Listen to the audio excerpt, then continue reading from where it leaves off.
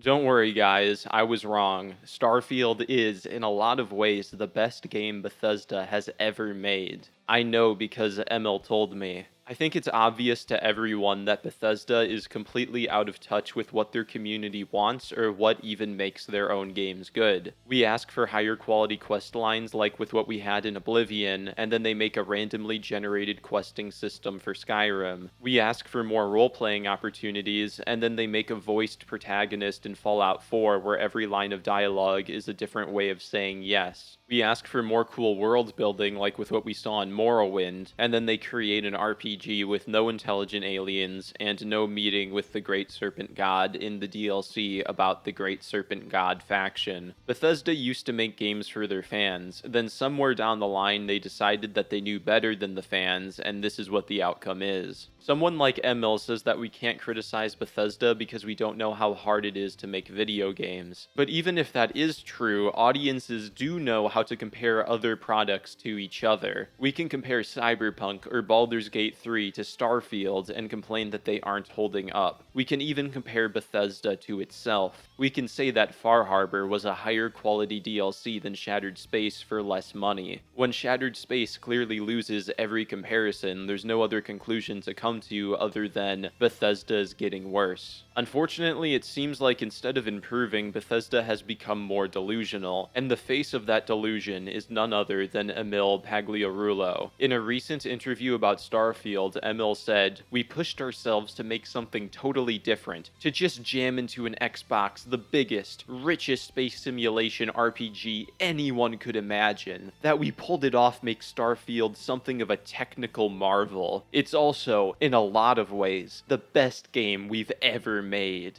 How do you even respond to something like this? The fact that Emil has convinced himself that he and Bethesda pulled off the biggest, richest space simulation RPG anyone could imagine shocks me. No, you did not. You didn't even beat out No Man's Sky, which is an indie game, and in terms of creating an immersive world with good presentation, you're far behind Cyberpunk 2077. Even most people who love Starfield can at least admit that it's not the best Bethesda game ever made.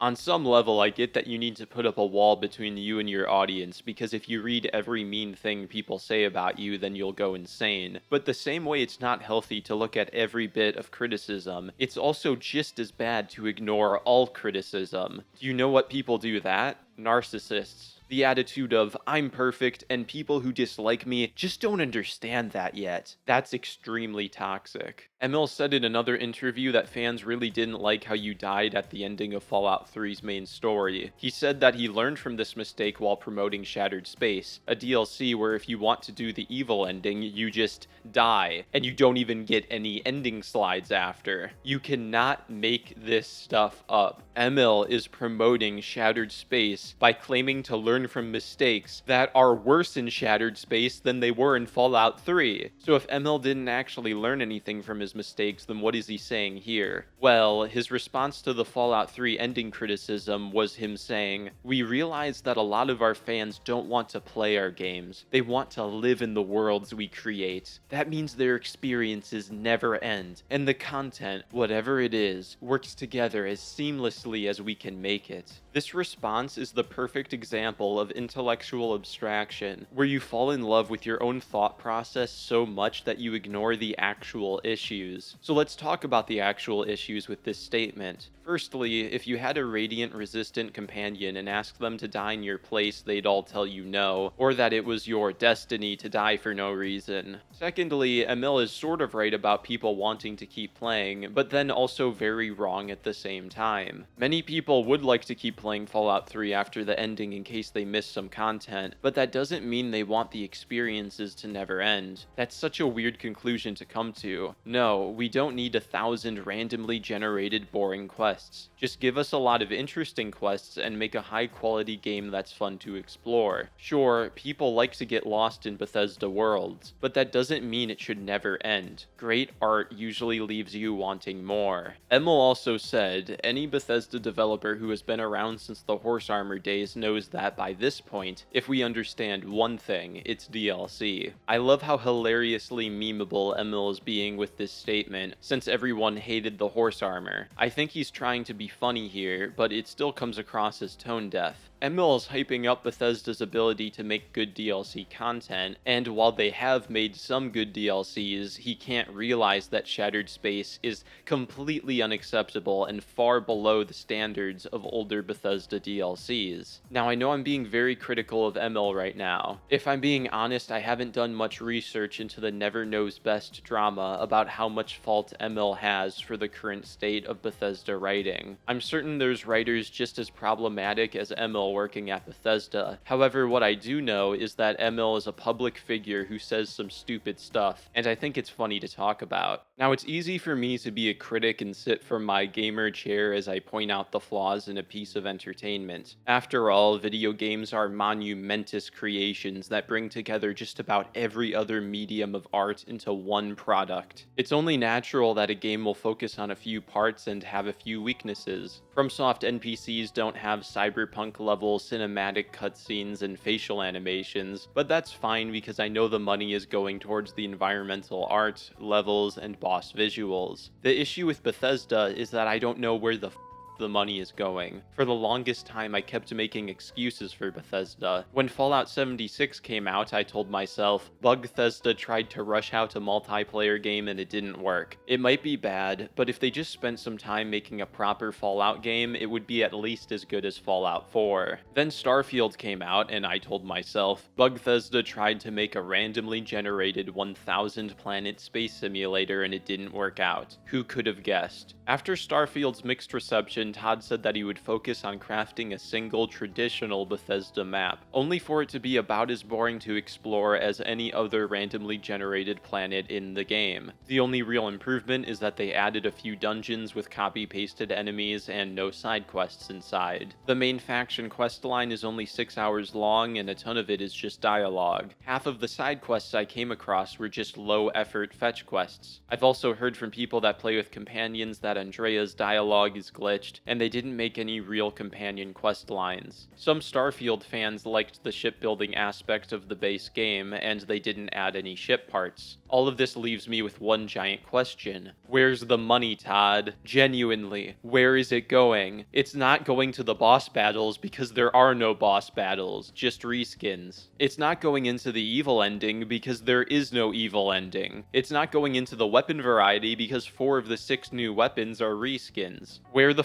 is all the money going, TODD? I kept making excuses for Bethesda's failures. I kept saying, they're only getting worse because their projects are too ambitious. If they just scaled it down to one handcrafted map, everything would be fine. And then this happened. I've always known that The Elder Scrolls 6 would disappoint fans by not living up to the hype, but now I don't even know if it will be a 5 out of 10 game. Shattered Space is not an ambitious DLC. It's a simplistic, Emil-approved story with more reskinned enemies and weapons. There's no reason for there to be so little content when you consider that they had a year to make a $30 expansion. This all leads me to another important question. What the hell is going on at Bethesda Studios? They clearly aren't making video games all day, so what are they doing? Are they doing unsuccessful bug fixes? Did it take them 9 months to create the car and maps alone, even though Skyrim literally launched with maps in the game? What is going on over there? We know this isn't normal because we can compare Bethesda to other game studios. It's not normal for games to be this buggy a year after launch. It's not normal for RPG expansions to have so little content. Here's my theory. I think Bethesda has become infected by bureaucracy. They used to be a small studio full of bright programmers and designers who came together to make something they really enjoyed, and they've turned into a poorly run corporate business. If I worked at Bethesda and realized that I should finish the evil ending, I bet they wouldn't let me. I bet they'd tell me, submit a paper to your superior, who will submit a paper to theirs, and so on and so forth until Emil or TODD rejects it. When Bethesda was at its best, they were a small studio just making whatever they wanted to make. But now it seems like they're infected by middle management and bad managers that makes it impossible for the employees to do their job. That's the only thing that could explain this to me. You could give 15 passionate Bethesda modders a year's salary and minimal oversight, and I bet they'd pump out a better DLC than this. Here's the thing about these Starfield videos. I don't want to come across as the guy who likes kicking someone when they're already down. I was going to be professional and composed in my Shattered Space critique, only for the game to be so absurdly lazy that it felt like Bethesda slapped me in the face and took $30 out of my wallet. It felt like they already knew they got a ton of people's money from the premium edition $100 pre-orders, so they purposefully didn't try on the DLC. They just said, we already got their money, no point in trying too hard, just randomly generate one planet, make a few empty settlements, throw around some reskinned enemies and weapons, make a handful of quests, and call it a day. They didn't even balance the loot so that the reskins would be better than what you got in the base game, and in the late game, credits aren't a great reward for quests since I already have so many, so what is the reward? Now that Bethesda has released a product this subpar without the excuse of ambition, there's no way for them to hide against criticism anymore. Even passionate Starfield fans have turned on Bethesda. It is clear that there needs to be a change at Bethesda Studios. They used to be so focused on creating the biggest RPG worlds ever, and while the quality was always questionable, the quantity was not. There was always a whole lot of game inside of Morrowind, Oblivion, and Skyrim. Starfield's base game was a step down from those for 8 years of work. However, there is still a good chunk of content in there. But what do we say now? Shattered Space doesn't have high quality or high quantity content. It feels less like a Bethesda expansion and more like an amateur mod pack with voice acting. And honestly, that is a bit of an insult to amateur modders because there are some amazing mod packs out there that easily outdo whatever Shattered Space was. I said it in my critique and I'll say it again. The scariest part about Shattered Space is that Bethesda might actually think this is acceptable. In this way, I think Shattered Space is worse than the launch of Fallout 76. Sure, it has fewer bugs than 76. However, 76 launched with the promise that it would one day be fixed, and Bethesda mostly followed through with that promise. Of course, I'd rather Bethesda just launch a finished game, but do you know what's worse than an unfinished game with a promise of being completed? An unfinished game that will remain unfinished, and that's exactly what Shattered Space is. Shattered Space was Todd's last chance to save his dream project, and I can't understand how he could let this happen. Although I think I can sometimes get a bit too angry on this channel, I also think that a bit of anger is justified after Bethesda rips off hundreds of thousands of premium edition